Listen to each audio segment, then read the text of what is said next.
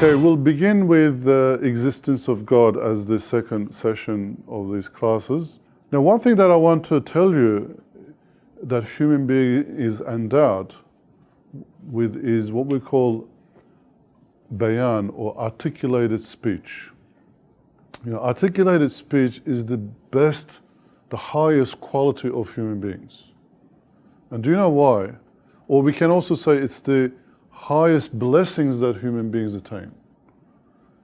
My evidence from the Quran is Surah Rahman. You know, right at the beginning of the Quran, how does it go? Bismillah ar-Rahman ar-Rahim. Al-Rahman, allama al-Quran, khalaq al-insan, allamahu al-bayan. Isn't it? The most compassionate God taught the Quran, and Quran is God's speech. So God is speaking, and then He created human beings and taught human beings how to speak in an articulated way. Because bayan is not just talking, it's articulated speech. It's a speech that makes sense. It's speech that has knowledge, reasoning, and an expression of feelings, and expression of devotion, belief, all of that. And by the way, in universities, the biggest benefit of a university degree is that you're getting that bayan, the skill of speaking in an articulated way. And why is that important? It's important because when you speak using words and language, you're using symbols to convey meanings. When you say tree in English, you say tree, use another word in another language, but you convey the same meaning. So then our brains are actually programmed to look for meaning behind symbols, behind things. And that's where you find the creator. Like without that ability, without that programming of your brain, you could never find the creator. Or you look at the universe, there must be a creator behind all of this. That is the greatest meaning you can draw from existence. And animals can't do that. That's why you don't have a kafir, lion, or a kafir, mu'min zebra or something like that. Only human beings are able to attain that level. And the key to all of that is your ability, your functioning of your mind, and the key aspect of that is the language. Okay, so I'm going to give you very easy to remember proofs of God's existence. Because I don't want to go into a lot of philosophical discussion, which would be boring and put you to sleep.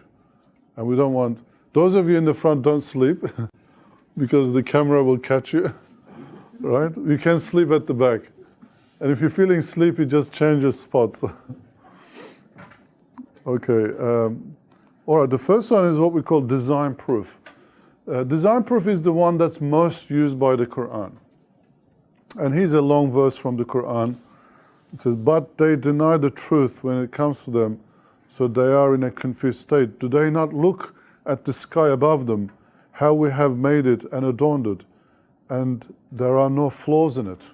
So in all of these expressions, there's an argument. It's reasoning something, reasoning the existence of the Creator. To be observed and commemorated by every devotee turning to God. Again, it finishes by expressions like that, Quran, always. So obviously, Quran is using language that ordinary people can appreciate and grasp. But for those who are thinkers, say, hey, wait a minute, let me think about that verse. What does it mean by there's no flaws in the creation? What does it mean by that? Let me investigate and look at all these creatures or the creation, and you look at it and you find it all perfect. Disbelievers will say, oh, that's perfectly adapted to the natural world. We say it's perfect by design. Now, one of the really good concepts in relation to the design proof for the existence of God is what we call intelligent design. I really want you to follow this, and if you can grasp this concept, it can, whenever your faith is, you have in doubt, this can really help you save your faith.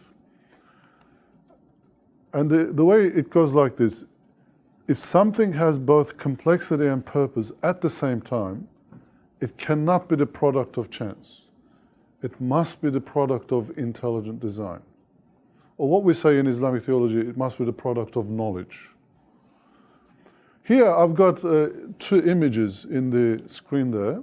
The first image is a plank of wood with a nail through it. Now, can that happen by chance? Yes, it can. You know, if you might have by chance, you have a plank of wood up the wall, and then somebody drops a nail and happens to stand upright, and a wind comes and it blows the plank, it falls onto the nail, and then from the roof falls a tile onto the plank and the nail goes through it. I mean, all of that is it can happen by chance. But what about that engine here? It's so complex that no matter what you do, you may live it billions and billions of years, it's not going to happen by chance. Why?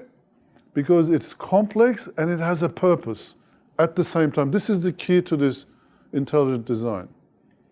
You know, you can't just have something complex, it has to have a purpose.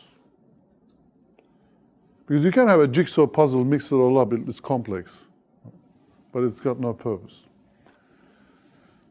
So yeah, an engine cannot happen by chance. It has to be, it's the product of a mind that is intelligent. Because only in knowledge and a combination of will, knowledge, and power that you get a product of design. Now, you can even throw that, the concept of art. If it's complex, it has a purpose, and it's artistic, it's now even more personal. The product doesn't have, it's not just intelligent design, a person with artistic feelings and taste have designed it. That's when you get a car. Like not a car with a nail through it, like a plank. Isn't that beautiful, that car? Look at that.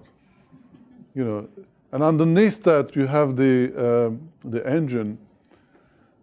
And by the way, every creation has these elements.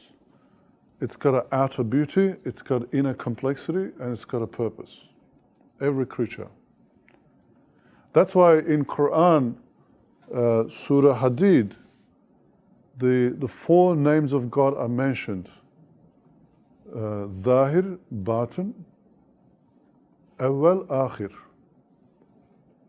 Zahir, Batin, Awwal, Akhir. Zahir means outward.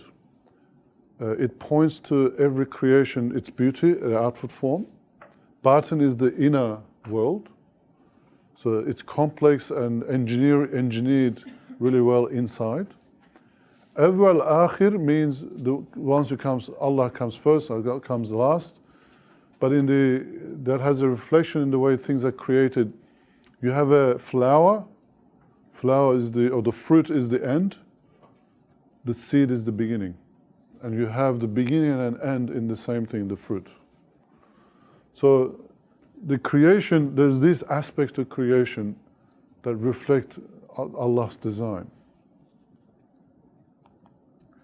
Okay, another proof is what I call the life proof. And it goes like this. You know, billions of years ago, there was no life on Earth.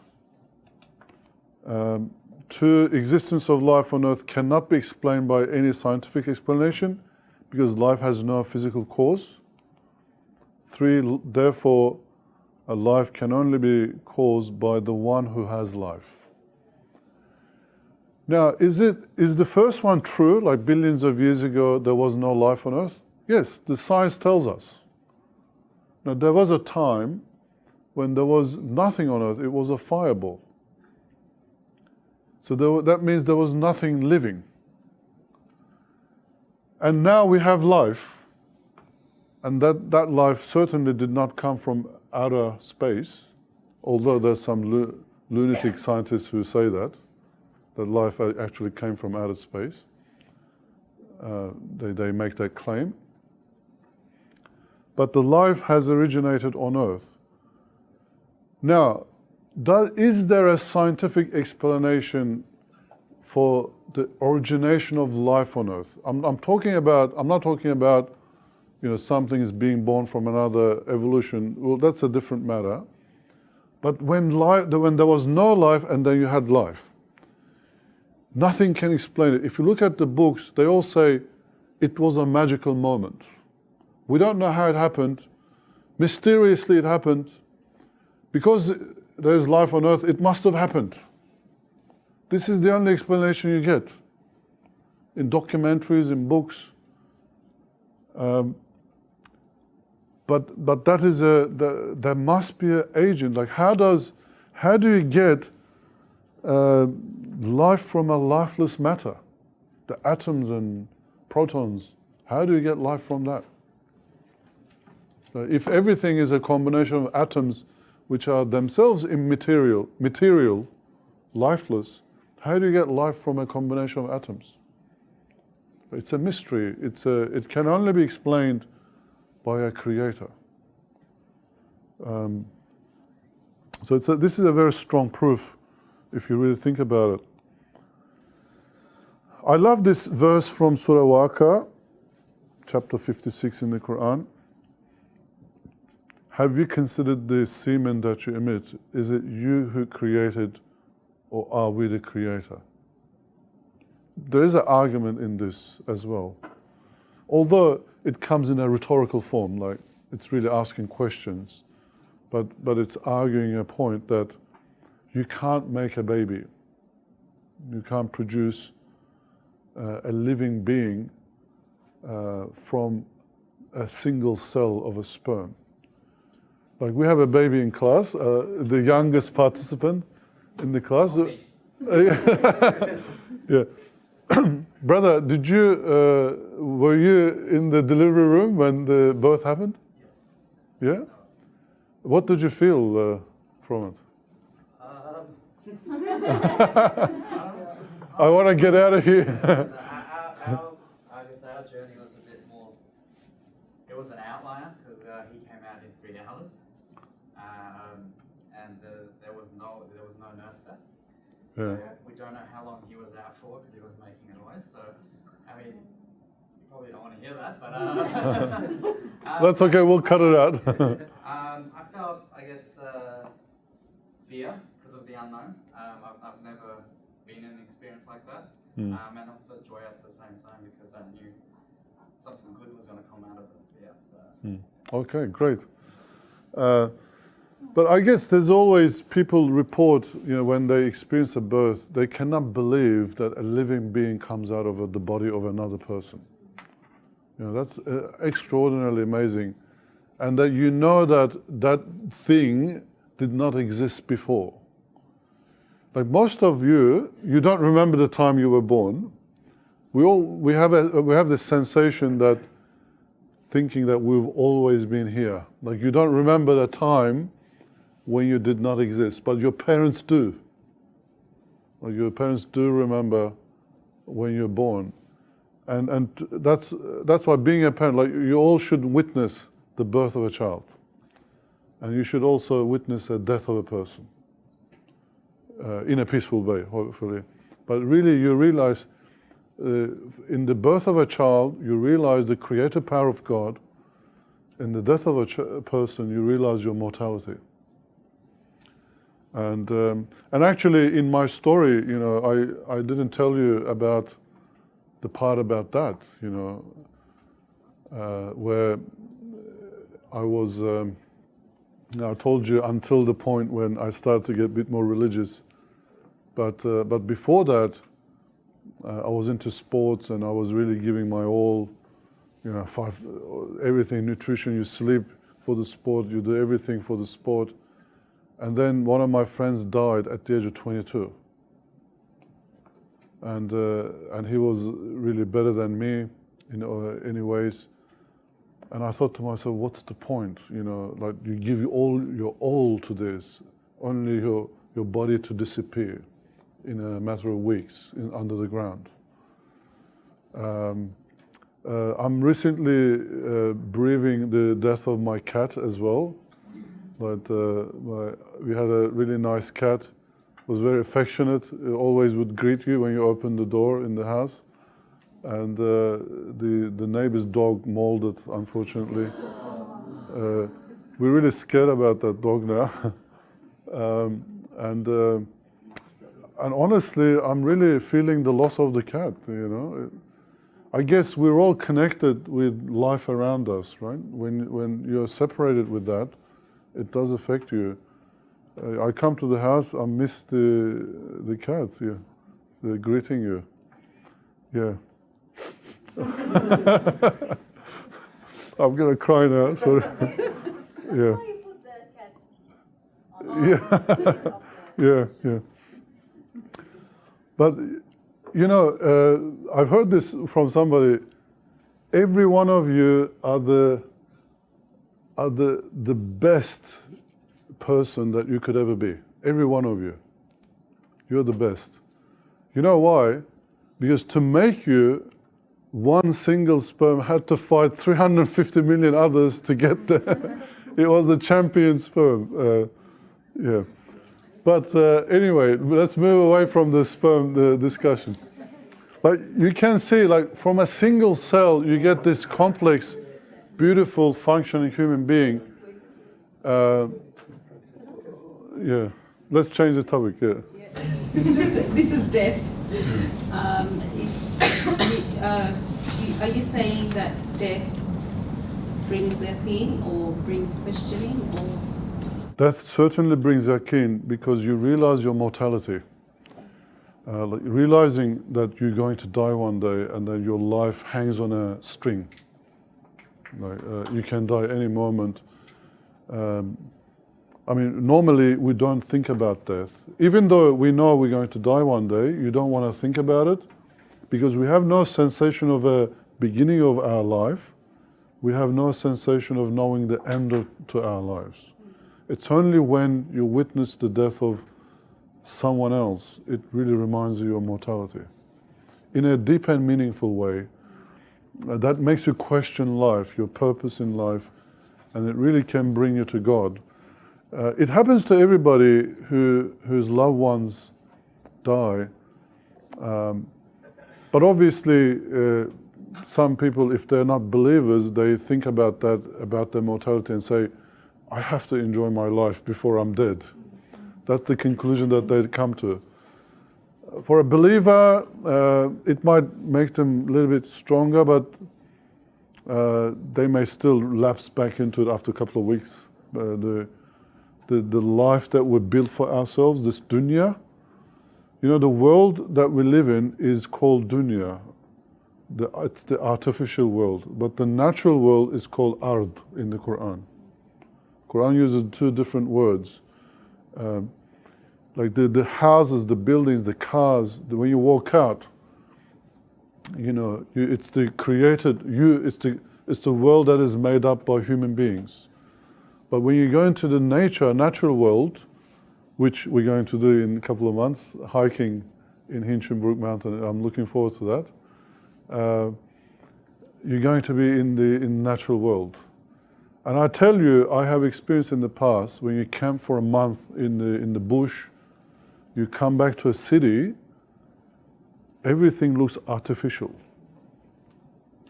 Like when I was like, you open the TV, you say, I can't believe this is a TV. I can't believe things are moving inside. It looks so strange. But now you're used to it because we're always in this world. And that's why you fear going into the natural world. But when you go there, you don't want to come back. I'm going to be back, no worries, don't fear. I have a question, but it's not about this one. It's, when you mentioned, like to prove the existence of God, and you mentioned that the creation is formless. What about disabilities? People that are, like, how would you, what would you say to an atheist? I'm going to come to that. I'm going to do a whole lecture on suffering, like why does ugliness exist, why does suffering, evil exist. That's the last session. I really have to do this first 7 weeks to be able to answer that question. Because you need a background into, and it's going to take a while to do it. I can't just answer that. So I'll refer that to week 8. Patience. So you have to now come back. You're all wondering about that answer to that question. Okay, there's another proof for existence of God. We call this cosmological argument. And it goes like this. Everything that begins has a cause. 2, the universe has a beginning, and therefore the universe has a cause, and that is God.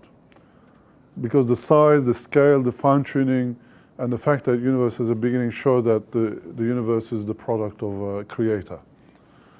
That's also easy to remember, right? Isn't it? Everything that begins needs a cause. Universe has a beginning, therefore universe needs a cause. And if there was nothing, because when you say universe had a beginning, it means there was nothing, not even time. This is the discussion I had with Mr. Radici, my physics teacher. He showed us this documentary. He was showing Big Bang, this primordial soup, he called it. He goes, there was nothing. And I asked him the question, if there was nothing, who created the universe? He goes, there was nothing. He goes, there must have been God. He goes, no, there's no God, Mehmet, we had this argument, get out of the class. And I'm getting out of the class, I'm laughing. And the other kids used to love that, my arguments with the teachers.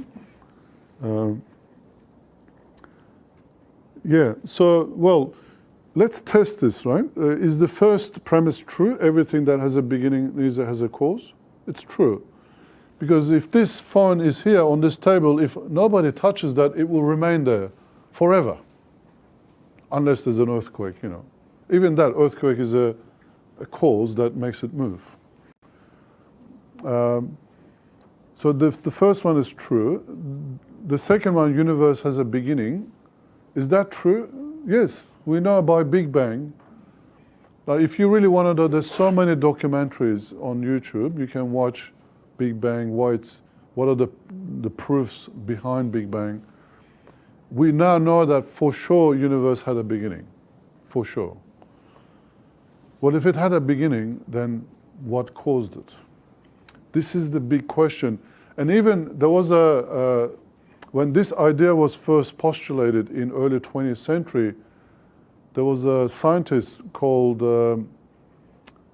Hoyle, and he said that, what do you mean universe has a beginning? If it has a beginning, we have to believe in God.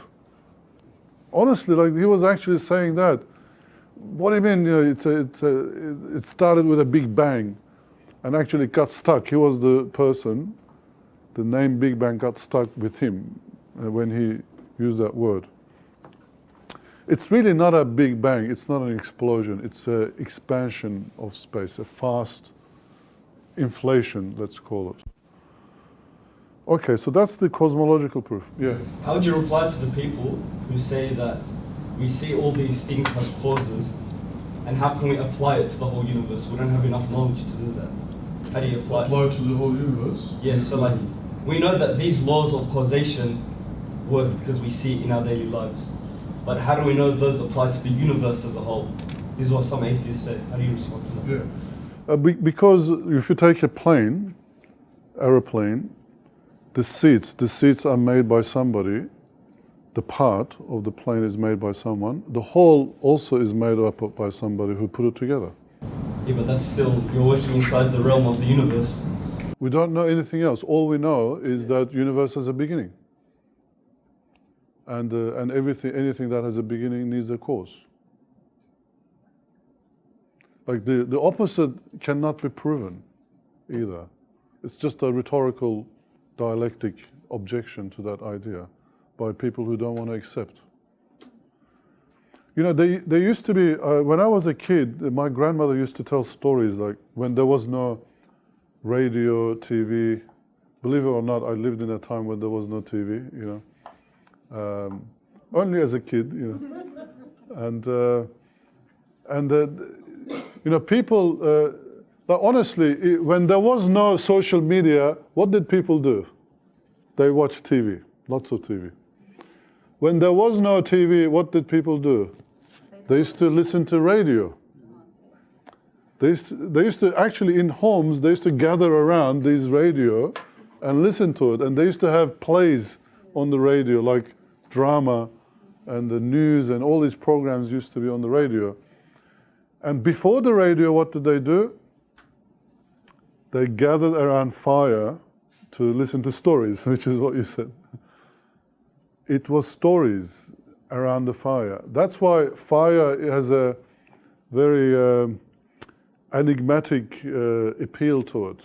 It's almost in your DNA. Like when you light a fire at night, you can just watch it quietly for hours, which we're going to test when we do the hiking trip.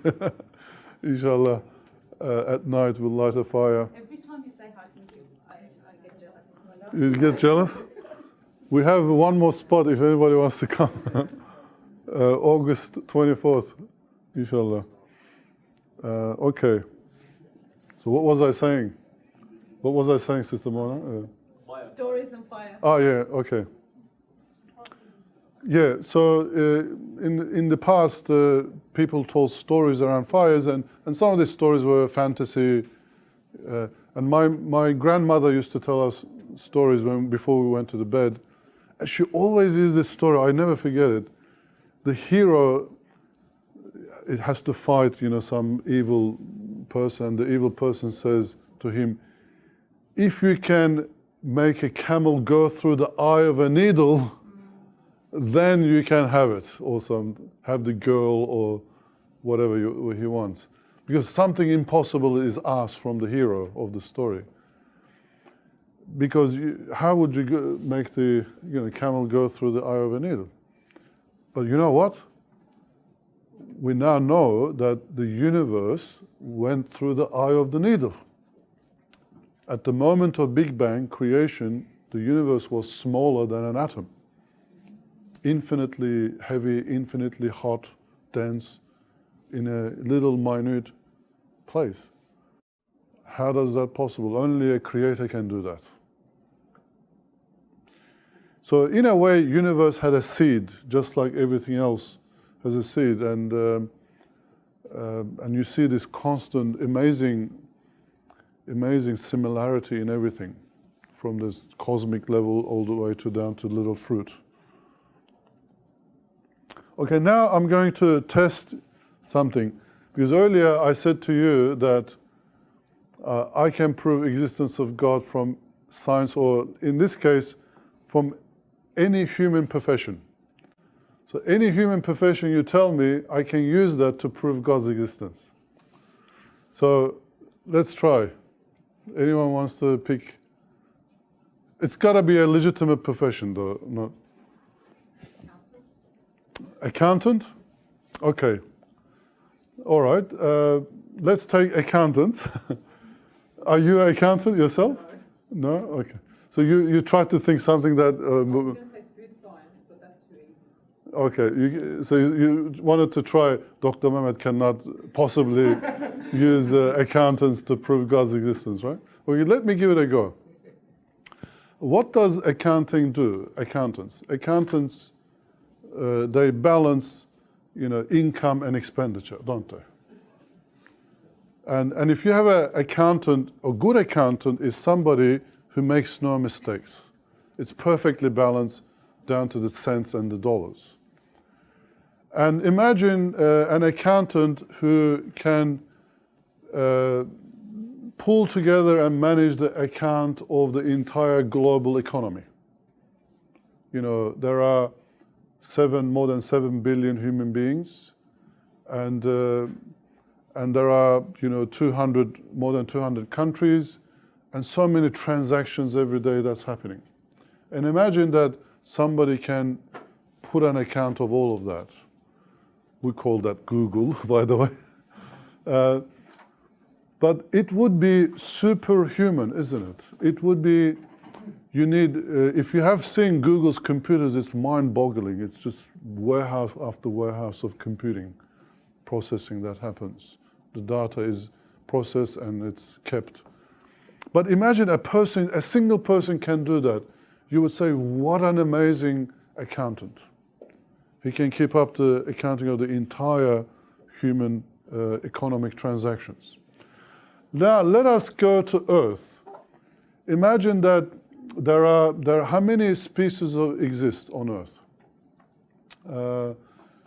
They say 30 million different species of animals and plants. And each species of animals and plants have countless individual parts or part of the population. Like they say that there are 50,000 species of butterflies alone. If none of the flies die on Earth, the entire Earth would be, in 1 year, it would be full of flies to 1 meter thick. There's that many number of flies. Now, imagine that all these flies, in addition to that, you've got rain, water vapor, water is always vaporizing, rain is coming down. And we know that this is perfectly balanced. The rain, vaporization and rain is every year, it's constantly the same. And all these living beings, their food has to be worked out. They all have to be fed. They all have to, there's constant interactions and transactions that is happening between them. They all have to be done in balance. You know that salmon migration? The countless, they're swimming up the river and countless eggs come out. But all of that is worked out to keep, one, that the salmon population, they don't get extinct, and two, they don't overpopulate the entire planet. So all of that requires almost infinite calculation to produce the ecosystem, the balance that we have on Earth. And who's doing that? Who's working that out?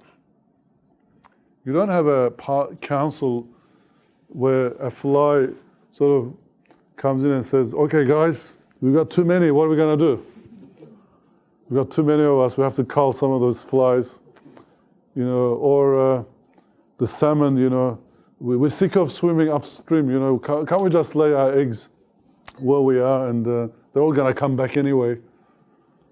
Because the salmon, you cannot think about all the other life forms that have to be fed with all the dead salmon. See, all of that calculations show that the one who is behind this is an amazing accountant. And that can only be God, because there's nothing else in it. Okay, does that do it? Yes. Basketball player. That's not a profession. Is it a profession, basketball playing? Yeah, they get a lot of money. God, I wasn't expecting We got it. Can I say something? If I want to say a linguist, person that teaches language or a researcher in language, if you just read a book that gives you the answer for the existence of God.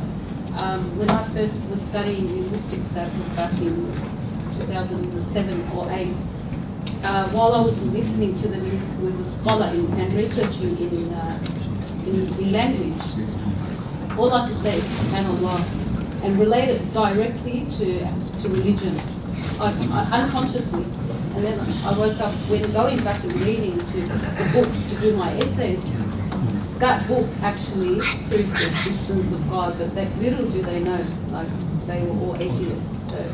All right, let me try very quickly both of them. Basketball player, you thought you got me, but Ilham, you thought you got me, but I'm gonna now prove you wrong. And I will pick up also the linguist or the author, right? We'll start with the author. Okay, imagine a book. Somebody has written an author. Imagine this author, he's written a book. But this book is so special that every line of the letters, there's also another book is written inside. In a single dot, there's the index of the whole book is present. Imagine a book like that. You know, sometimes you have this, I don't know, I've seen things where Yasin, in the sin letter, you have the whole Yasin is written. Imagine that. And if someone has written a book like that, you would say that's a fantastic author, amazing person. Let's look at the natural world. When you look at the entire universe, it's telling you a story, giving you a meaning. You zoom into Earth, which is like a page from that book. It's telling you another story. Countless living beings, species, they have lives. All of that has to be told and worked out. A year journey of the entire life forms are written. In a dot like a seed, the entire DNA of a tree is written. Because tree is information, or DNA is information. So, isn't that amazing? That there is actually a book. The entire universe is like a book, and you have books within books within. So that shows the amazing creative power of Allah subhanahu wa ta'ala. Basketball player. Now, what makes a good basketball player? If they can jump high, if they are accurate in the way that they, when they throw something, they can accurately, score points. So the ability to jump for a purpose and to score or hit a target is a skill that a basketball player has. And Michael Jordan, who's one of the greatest of all time, is one of those basketball players. And to get that's a skill that you have to acquire through practice. I was watching this, apparently there was this guy who's one of the greatest scorers of all time in American football. He used to come to practice, they have practice sessions, he used to come practice 2 hours before everyone else. And that's why he's become one of the greatest players of all time in that. So while basketball, a good basketball player requires a lot of training and development and so on, but you look at the natural world, you see some beings, some living beings who can jump amazingly, like a flea. A flea can jump many times higher than its own height. How's it able to do that? Or you have animals who can point a target and really hit it. One of those is an amazing fish. There's this fish under the water, it splurts like a basketball shot, and it hits a fly that's on a leaf that is above the surface of the water, and it gets it all the time. Now, what's amazing about that is because of light refraction, when you look from the water and you think the fly is there, it's really there. It's not in the same spot. You have to work out the refraction angle. How does the fish do that? And it doesn't even get trained. It's born like that. So to the level of how life forms, different life forms are amazing, and the creator who created them shows that is an amazing creator. All right, go through to that. Okay, we'll leave it with that. We can increase examples like that. As you can see, I just had a method of doing that. First, you analyze the profession, you bring out the knowledge, skill involved, and then you just apply that to the natural world, and you can see the same thing in a far more greater, grander scale. And that really shows, once again, that behind the earth, behind the creation, there is a creator who has knowledge, will, and power, and the abilities to make that all come into existence. So I'm going to finish tonight with 5 things that really impresses me individually and makes me believe there is a creator. And I'll go through this very quickly. The first one is the Earth itself, this amazing planet. Now, what's really great about Earth is that, like, prior to humans going to space, we didn't really know other planets, that they were dead, and people even imagined there were living things in Martians, you know, things like that. But we now know that there are dead, desolate places. But Earth is amazingly live planet. It's just amazing. And we know that, like, previously we thought if the Earth was only, if a planet was only a certain distance from the sun, and if it had water, it would be enough for life. But now we know that there are more than 200 conditions have to come together to make Earth a planet livable. Just distance from the sun is not enough. And again, I won't go into detail. It's possible to do that. The second one is water. Water is this amazing substance. It's a combination of oxygen which burns, hydrogen which explodes. Two of those explosive and burning gases come together to produce something that extinguishes fire. Isn't that amazing? And that you get this liquid that is everywhere. It's required. Life wouldn't be possible without it. You wouldn't even get soil without water. You know why? Because water goes into cracks of rocks. When it freezes, it expands and it cracks the rocks and then becomes smaller and smaller particles, or the waves hitting the shore, the rocks. That's why you get sand a lot. Now, water is the only substance that expands when it freezes. It's got this so much features that you say, this substance is designed for life. It's a designer liquid. Something else, for example, when you put your towel on a pond of water on the ground in your bathroom accidentally, you see water coming out of the towel, doesn't it? Why is that important, that feature of water? For trees. Trees have to have, water has to go up. You know, that capillary action, surface tension of water is absolutely crucial for that. Snowflakes. Why is snowflakes evidence for God? Because you get that amazing shape in that image from a water vapor. There's no steps involved, there's no causes, nothing, there's no processing. It's just from particles, from atoms, you get that shape. How does some atoms know when to stop in creating that shape? When do they stop?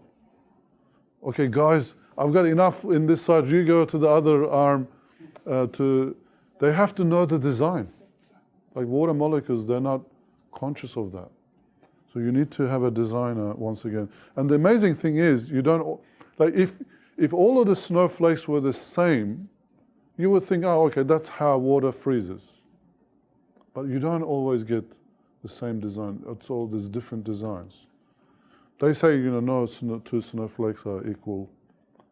I don't know, I never tested that. No. The amazing human brain.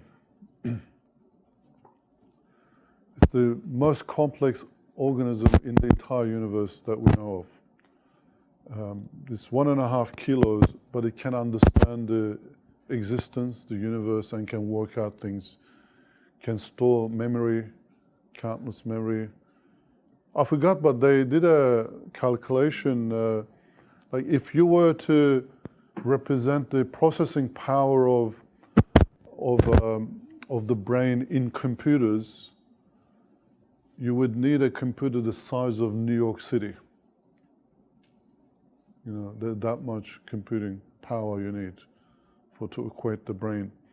And on top of that, and what makes brain amazing and not replicable in electronics is the feelings that brain can sense. And that's made possible by neurotransmitters.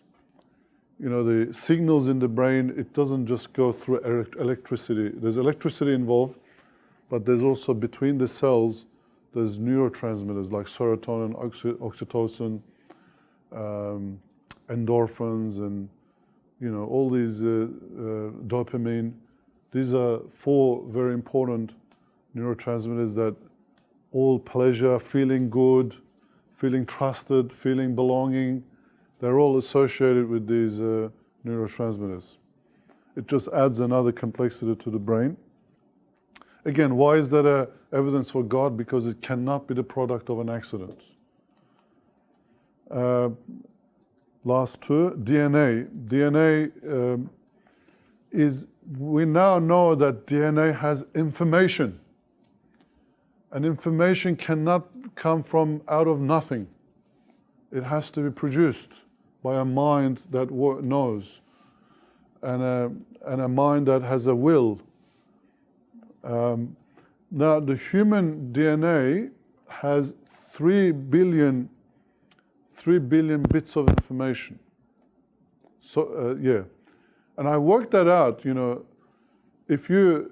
I counted the number of characters on a page of writing, A4 page, and to have 3 billion characters, you need 1,000 volumes, and each volume 1,000 pages. Imagine that, like probably the entire room, this room is covered with books of volumes. There's that much information in human DNA. It's 2 meters long only. So where does this information come from?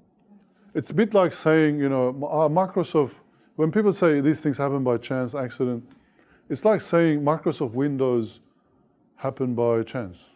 Microsoft Windows has 10 million lines. That's 10 million lines only. But human DNA has 3 billion letters in it. Okay, that's it for today. Inshallah. We went a little bit over time, but next week we'll be looking at divine unity, shirk, what is divine unity, how can we prove that, and also angels. See you next week, inshallah.